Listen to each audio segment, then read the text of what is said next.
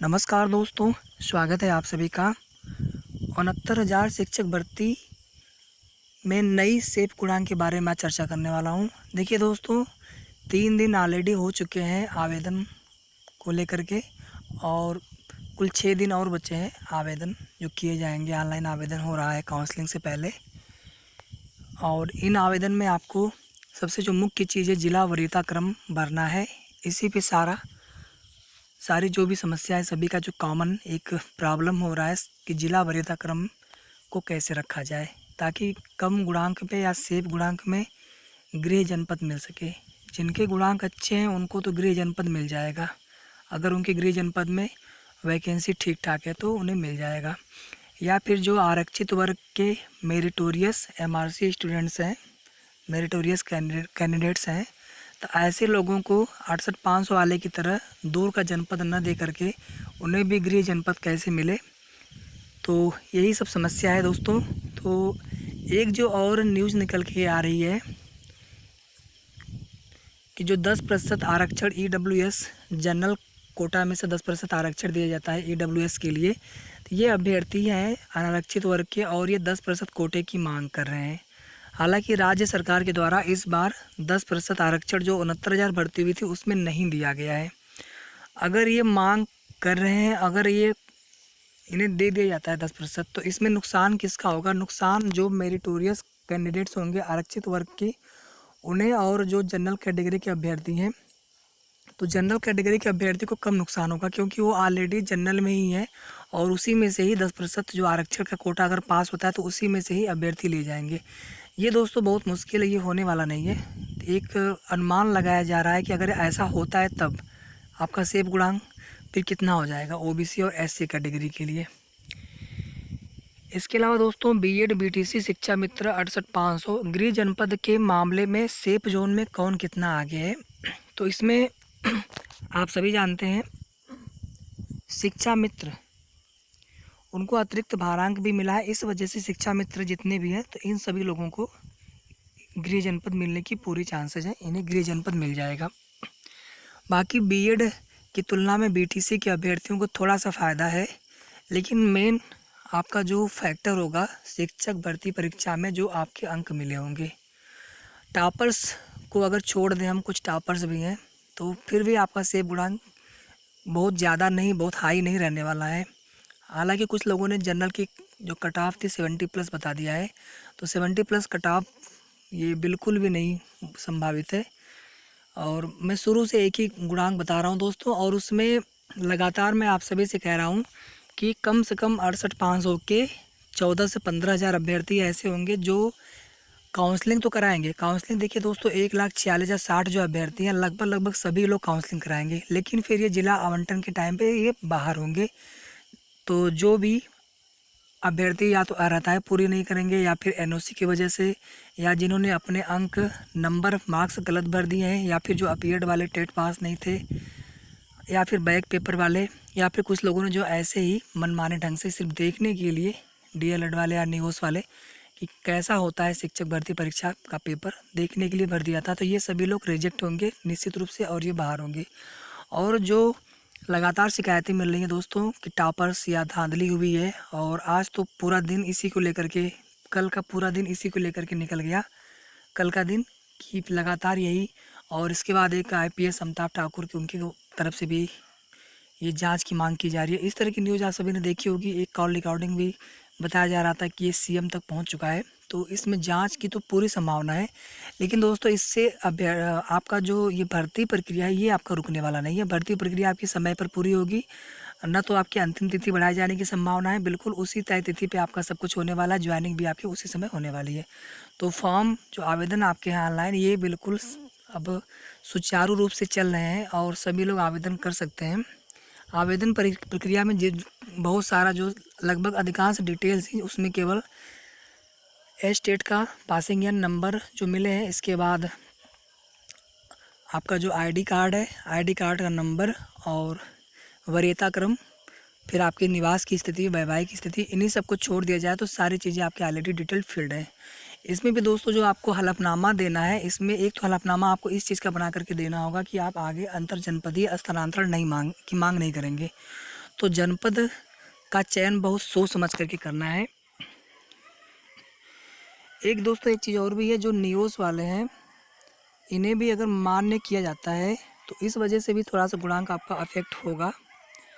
और ये 10% वाले आप देख पा रहे होंगे जो BTC 2015 बैक पेपर वाले हैं, इसमें भी लगभग 12 से 13 हज़ार अभ्यर्थी अभी भी संभावना है कि जिनके पास लास्ट तिथि तक, क्योंकि संशोधित जो गाइडलाइंस आई थी, संशोधित जो विज्ञप्ति आया था उसमें ये कॉलम हटा दिया गया था कि शासनादेश जारी होने की तिथि से काउंट होगा अर्हता तिथि। तो अर्हता तिथि अब जो है आपका जो लास्ट तिथि है फॉर्म भरने की, उस तिथि से देखा जाएगा।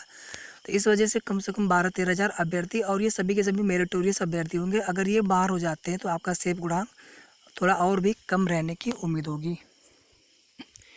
फिर जो अभ्यर्थी ऐसे हैं जो संशोधन की डिमांड कर रहे हैं, तो संशोधन ऐसे किसी भी तथ्य में नहीं होगा जिससे मेरिट प्रभावित होगी। तो ऐसे में संशोधन बिल्कुल नहीं मिलने वाला है। संशोधन कहीं नहीं होने वाला, बस आपको एक हलफनामा देना होगा जिनके नाम या स्पेलिंग में कुछ मिस्टेक हुई है। इसके अलावा एक आपको हलफनामा देना होगा वैवाहिक स्थिति से, कि जिनके एक से अधिक पति हो या एक से अधिक पत्नी हो, तो ऐसे लोग भी एलिजिबल नहीं होते हैं, मान्य नहीं होता है ऐसे लोग भी। तो ऐसे लोग बाहर हो जाते हैं तो उन्हें एक एफिडेविट देनी पड़ेगी इसके बाबत भी। तो 10-10 रुपये का वो हलफनामा बनता है। ये बिल्कुल आप लोग काउंसलिंग के टाइम पे बनवा सकते हैं, कोई दिक्कत नहीं है जिला आवंटित के समय। और या तो फिर आप 100 रुपये का स्टैम्प पेपर पे भी आप इसको लिखवा सकते हैं एक ही में, या फिर अलग अलग भी लिखवा सकते हैं आप।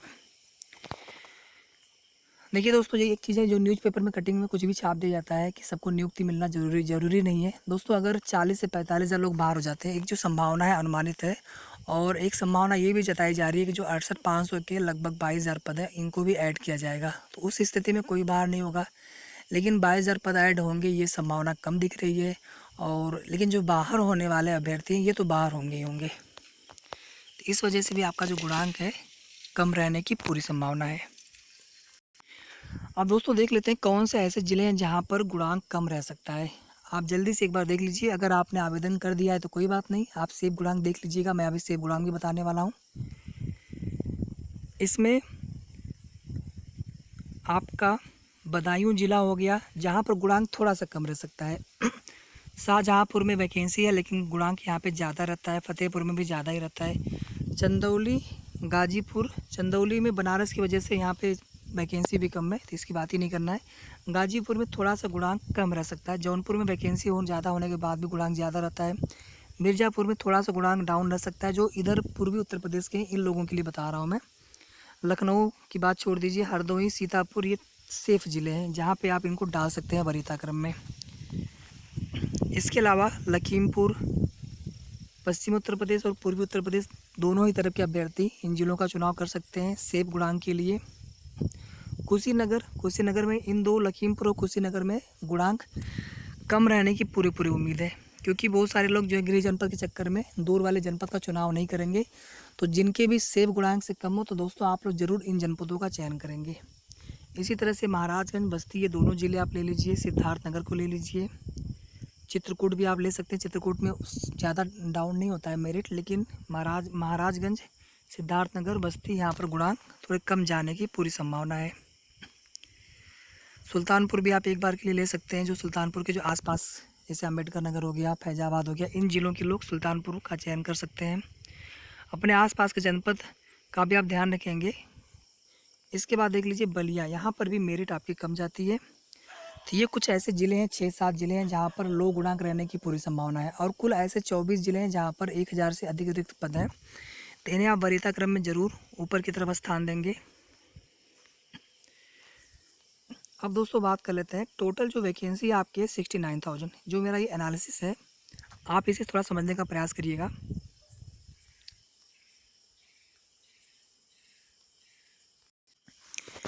टोटल जो वैकेंसी आपकी है 69,000, और इसमें जो टोटल पास्ट दिखाए गए थे ऑफिशियल डेटा 1,46,060 अभ्यर्थी, 60-65 पे आपका रिजल्ट आया था। इसमें कौन कौन लोग बाहर होंगे, जिसमें आपके अपीयर्ड वाले, TET not pass, back paper वाले लगभग 5,000 ऐसे लोग हो सकते हैं जो बाहर होंगे।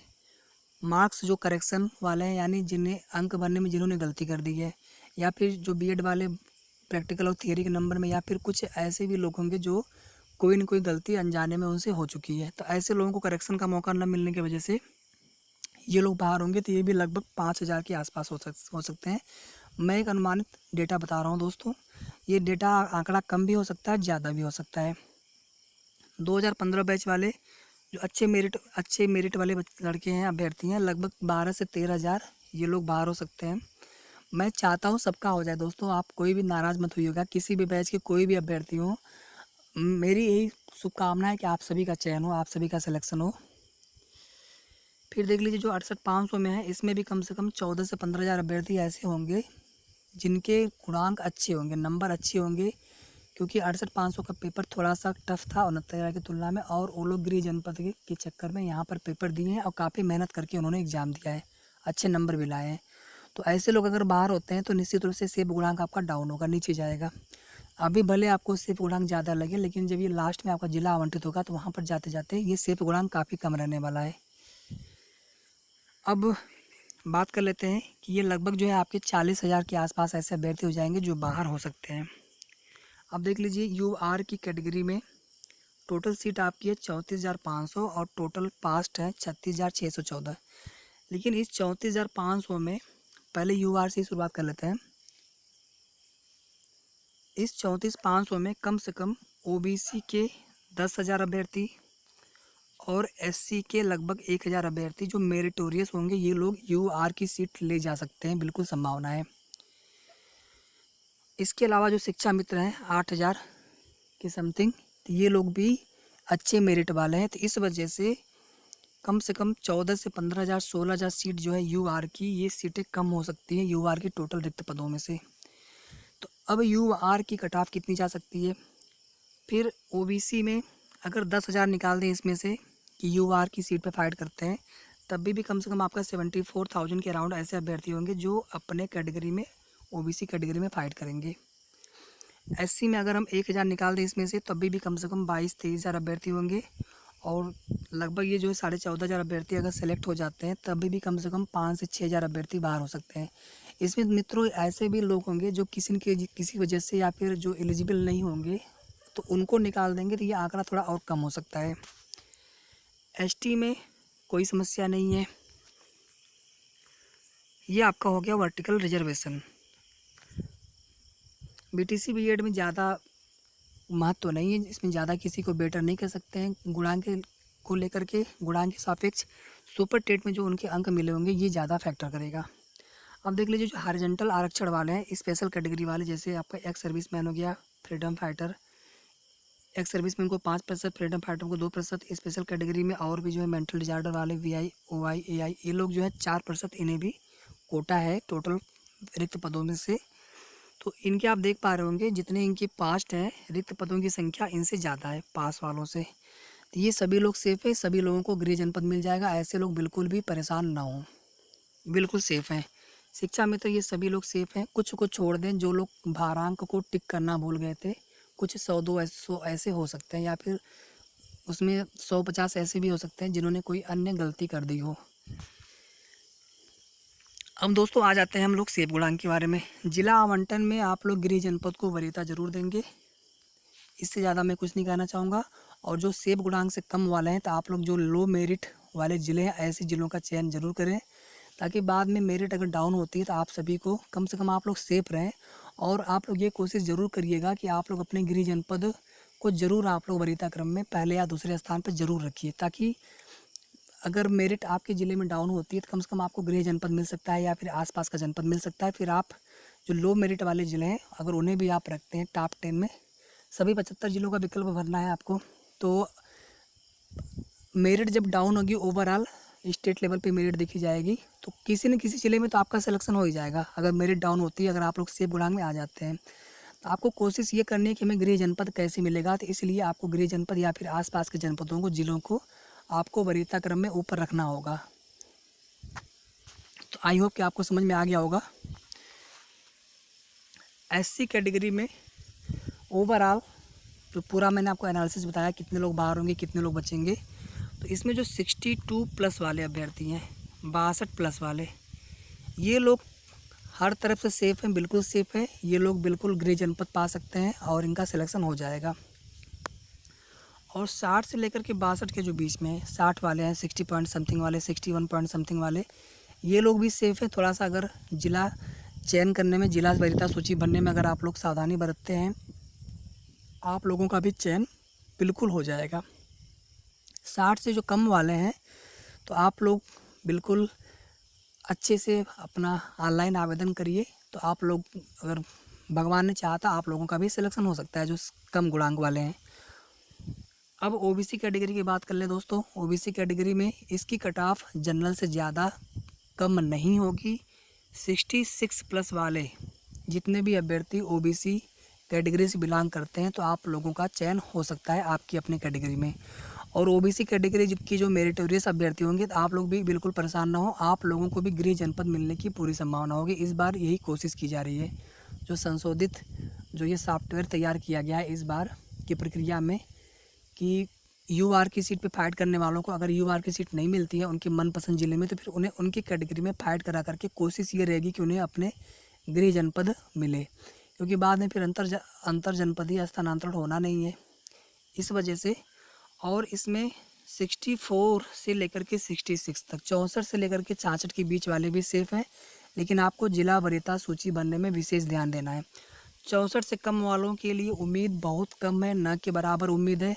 लेकिन आप लोग भी अगर बाद में ज़्यादा अभ्यर्थी बाहर होते हैं, काफ़ी लोग अगर रिजेक्शन की वजह से बाहर हो जाते हैं, तो आप लोग ज़रूर कोशिश करिए कि सेफ़ जोन में, सेफ़ ज़िलों में अपने वरीयता क्रम को ऊपर के स्थान पर रखिए, ताकि आप लोगों को अगर मेरिट डाउन होती है तो एटलीस्ट अगर गृह जनपद नहीं भी मिलता है तो कम से कम किसी न किसी जनपद में आपका चयन हो जाए जो आपके घर से नज़दीक हो। बाकी तो आप ऐसे भी 75 ज़िलों का चयन करेंगे, मेरिट अगर डाउन होती है तो कोई न कोई जनपद आपको मिल ही जाएगा। लेकिन आप ये कोशिश करिए कि अपने भौगोलिक स्थिति से सुविधा अनुसार आप लोग डिस्टेंस को देखते हुए ज़िलों का चयन करिए। अब बात कर लेते हैं यूआर कैटेगरी में। यूआर कैटेगरी में काफ़ी इसमें लोगों में असंतोष है, ओवरलैपिंग की वजह से, फिर या फिर 10% आरक्षण न मिलने की वजह से, या फिर उनकी जो सीटें हैं meritorious MRC candidates reserve category वाले ले जाते हैं तो काफ़ी उनके अंदर ये होती है। लेकिन दोस्तों अगर आप लोगों ने मेहनत किया है तो आप लोगों का भी चयन होगा, ज़्यादा से ज़्यादा लोगों का चयन होगा। यूआर की कैटेगरी में 68 प्लस वाले जितने भी अभ्यर्थी हैं आप लोग पूरी तरह से सेफ़ हैं, यही बिल्कुल पॉसिबिलिटीज़ बन रही है। 68 प्लस वाले आप लोगों को अपना होम डिस्ट्रिक्ट भी मिल सकता है, और 66 से लेकर के 68 के बीच वाले आप लोग भी सेफ़ है। लेकिन आप लोगों को जिला वरीयता क्रम बनने में विशेष ध्यान रखना होगा, विशेष करके गृह जनपद और आसपास के जनपद को रखते हुए आपको पूरे 75 ज़िलों की सूची भरनी होगी। तो गृह जनपद मिले इस वजह से ज़्यादा ये गुणांक से गुणांक आपका महत्वपूर्ण हो जाता है। और चयन प्रक्रिया में तो ये है कि अगर ज़्यादा लोग बाहर हो जाते हैं, 1 लाख के आसपास अगर सीटों के टोटल अभ्यर्थी बचते हैं काउंसलिंग में, जो आगे जिला आवंटित जो एलिजिबल पाए जाएंगे, तो उस स्थिति में अगर लो गुणांक होता है तो आपका सिलेक्शन तो हो जाएगा। लेकिन गृह जनपद कैसे मिले, इसलिए मैं इसके लिए आपको क्या करना चाहिए तो ये मैं आपको बता रहा हूँ। बाकी जो 66 से कम है अभ्यर्थी इसमें अनरिजर्व कैटेगरी में, अनारक्षित वर्ग के, तो आप लोगों में 65 वाले 66 वाले संभावना है थोड़ी बहुत, और 65 से कम वालों के लिए बिल्कुल न के बराबर संभावना है। लेकिन आप सभी लोगों से मैं यही कहना चाहूँगा कि आप लोग ऑनलाइन आवेदन अच्छे से करिए। कुछ ये नहीं कहा जा सकता कि कब गुणांक कितना कम चला जाए, तो इसीलिए आप लोग अवसर को बिल्कुल गवाइएगा मत, और काफ़ी अच्छे से ध्यानपूर्वक आप लोग ऑनलाइन आवेदन करिए। कोई भी दिक्कत होती है तो आप लोग उसको 10 बार 5 बार डेमो करिए, सोचिए समझिए, उसके बाद ही आप लोग फाइनल ऑनलाइन आवेदन को सबमिट करिए। और उसकी एक प्रिंट आउट आप लोग ज़रूर रख लीजिएगा। बाकी के आपके जो प्रमाण पत्र सर्टिफिकेट है सबको आप तैयार रखिए, क्योंकि ईश्वर ने चाहा तो आप सभी का चयन हो सकता है। जिन्होंने गलती की है या फिर जो एलिजिबल नहीं है, या फिर जो अदर कहीं पर 68,500 वाले सपोज कर लीजिए और अदर जगह गवर्नमेंट जॉब करने वाले, तो जो कहीं पर जॉब ले चुके हैं, तो ऐसे लोग अगर नहीं भी सिलेक्ट होते हैं यहाँ पर तो उन्हें कोई दिक्कत नहीं है। लेकिन जो कहीं पर जॉब नहीं कर रहे हैं तो ऐसे लोगों का चयन होना ये होना चाहिए, तो ये अच्छी बात होगी। तो दोस्तों आशा करता हूँ आप सभी को आज की ये वीडियो काफ़ी पसंद आई होगी और आप लोगों के लिए काफ़ी हेल्पफुल होगा। तो आप सभी से छोटी सी रिक्वेस्ट है कि आप लोग हमारे अगर इस चैनल में नए हो, या फिर अगर अभी तक आपने हमारा चैनल सब्सक्राइब ना किया हो तो चैनल ज़रूर सब्सक्राइब कर लीजिएगा, वीडियो को लाइक कर दीजिएगा, शेयर कर दीजिएगा। तो आप सभी लोगों को अग्रिम शुभकामना आपके नियुक्त होने के लिए, और वीडियो को पूरा देखने के लिए आप सभी का बहुत बहुत धन्यवाद।